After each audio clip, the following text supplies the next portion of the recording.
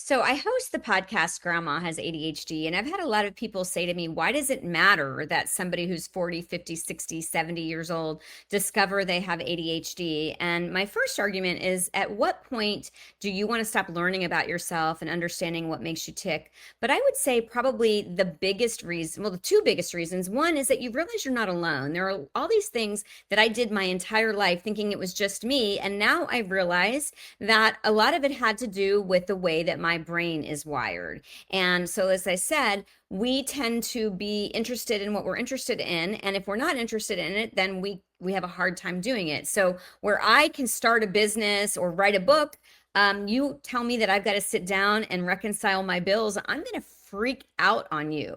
So, that's one of the reasons. And another big reason is understanding, I need to put devices in place because I do have a struggle with short-term memory. And even those times where I would swear, I'm definitely going to remember this, I'm definitely going to remember this appointment. Now I know for fact I am absolutely not going to remember. And so I put systems in place for my success. So that means if I'm traveling and I know that I need to book a hotel and book a flight, I have to put every single detail in my calendar so that I can ensure that I've done it. I'm not going to have to go back and look for things because I've created a life for future Jami that makes future Jami's life easier. And I will also say relationships. My mom and I didn't discover that she had ADHD until she was almost 77 years old. And it has transformed the way that we relate to each other. I used to blame and shame my mom. I was disappointed that she didn't finish college. I was disappointed that she had a lot of clutter, that she was really emotional. And now we both understand that it was never a deficit or something that she had done wrong.